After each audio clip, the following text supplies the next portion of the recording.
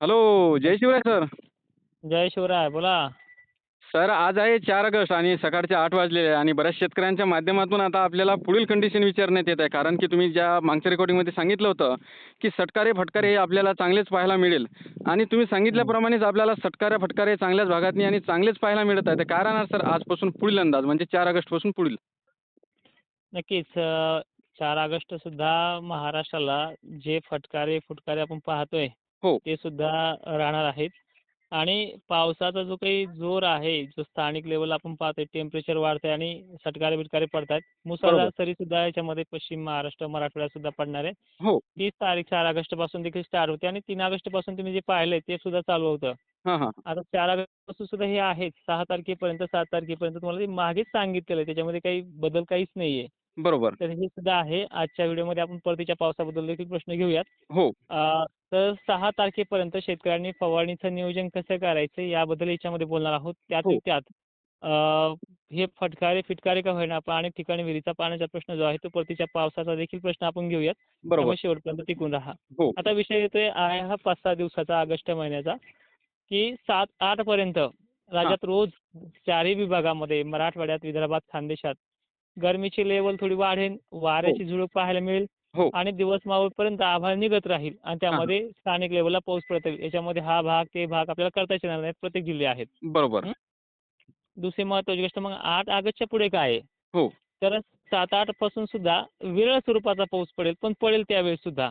हां, हां, हां. म्हणजे एक अखंडित खंड नाहीये आणि कामे सुद्धा आपल्याला याच्यात करायची. ह्याच्यामध्ये असं चालणार आहे, पाऊसही पडणार, वापसाही होणार आणि कामं पण करता येणार. एक बरोबर. पिकांना पोषक अशी परिस्थिती आहे. हां. ज्यांचे रानं चिभडले असतील, आता झाले तसे मला फोन येत आहेत लोकांचे, बरोबर. की त्यांना सुद्धा याच्यामध्ये तुम्हाला असं वाहून जाईल असं नाहीये ह्याच्यामध्ये काही. हां, हां, हां. पण ओलीला ओल टिकून राहील. ती ओल खराब माल करत असाल तर तुमच्या उपाययोजना तुमच्या स्थानिक लेव्हलला करा. हो, पण असं मोठं पाणी नाही याच्यामध्ये. बरोबर. आणि त्यानंतर मग आपला विषय राहिला आहे 15 ऑगस्टच्या पुढचा. हो, हं. बरोबर. तर तिथून पुढे असं स्टार्ट होतंय, की एक कमी दाब बंगालच्या उपसागरात बनण्याची शक्यता दाट आहे. हो. त्याचं डायरेक्शन देखील ठरलेलं आहे. हां, तो हां. पश्चिम बंगाल, झारखंड मार्गे, एम-पी मार्गे महाराष्ट्रात येण्याचे चान्सेस भरपूर आहेत. हां, हां, हां. पण आपल्या अभ्यासादरम्यान तो पाऊस येणारच आहे.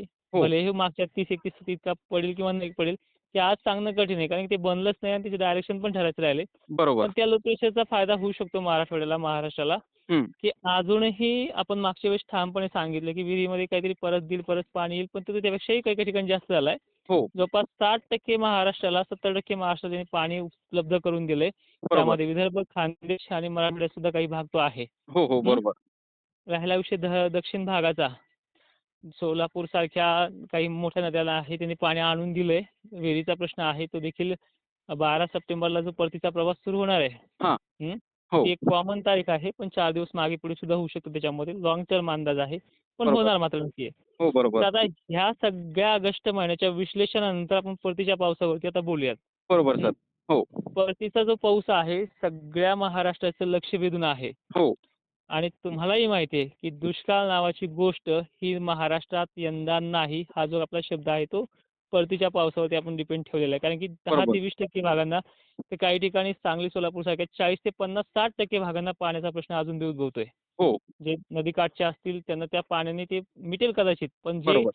कोरडवाहू क्षेत्र आहे, जे बागायती क्षेत्र आहे, जे आणखीन परतीच्या पावसावरती अवलंबून असलेले जे क्षेत्र आहे, ते नक्कीच 2.5 महिन्याचा पावसाळा अजून बाकी आहे. हो, बरोबर म्हणजे आहे. सप्टेंबरही आहे, ऑक्टोबरही आहे हो, आणि डब्ल्यू-डी सुद्धा ह्या वर्षी जरा पॉझिटिव्हरित्या काम करणार आहे. जो म्हणजे पश्चिमी विक्षोभ राहतो.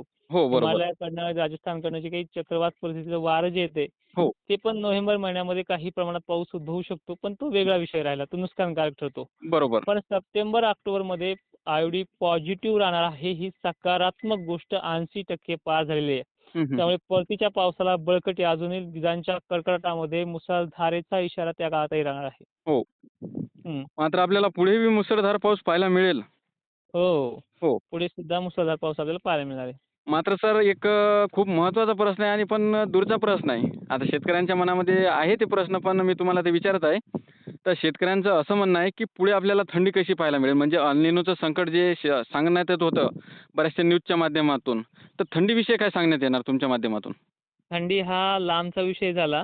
हो, तर त्या विषयाला आपण काय करूयात, तो दुसऱ्या अपडेटमध्ये देऊयात. कारण की बरोबर. ज्या गोष्टीबद्दल आपण माहिती काढली आहे, हो. कारण की शेतकरी आपल्यावरती आशेवर जगतो आपल्या, की जे बोललं ते होतंय आपलं. बरोबर. त्यामुळे थंडीचा विषय आपण नंतर घेऊयात. पण पावसाळ्याचा जो काही पॅटर्न आहे, हं. हा मजबूत राहणार आहे आणि तो मजबूत देखील आहे. आणि त्याच पटीने हिवाळा देखील चांगला असणार आहे. त्याबद्दल हो. आपण रिपोर्ट काढूयात. कारण की रिपोर्ट काढल्याशिवाय मी काहीही भंपकपणा देत नाहीये. बरोबर. मात्र सर हं. तुम्ही तुमच्या चॅनलच्या माध्यमातून परतीचा अंदाज जाहीर केला का हे शेतकऱ्यांना सांगा आणि कोणत्या चॅनलवरती करणार आहात ते बी सुद्धा सांगा? तो सकाळी जाहीर केला आपल्या Facebook, Instaवरती आणि तो अनेक सोशल मीडियाने देखील उचलला आहे. हो. ठीक आहे. परतीचा पाऊस चांगला आहे. आपण हे पहिल्यापासूनच सांगत राहिलो. त्यात काही दुमत नाहीये. पण जी बरोबर. खात्री असते, जी की आपण ही शहानिशा केली, ती रात्री पूर्ण केली आहे हो. आणि शिक्कामोर्तब केला आणि एकदा तो अंदाज दिलाय, तो दिलाय. बरोबर. हं. मात्र सर आता पुढील तशी तुम्ही कंडिशन सांगितली आहे, पण पुन्हा एकदा शेतकऱ्यांना 10 तारखेपर्यंत जिल्ह्यावाईज अंदाज सांगा सर.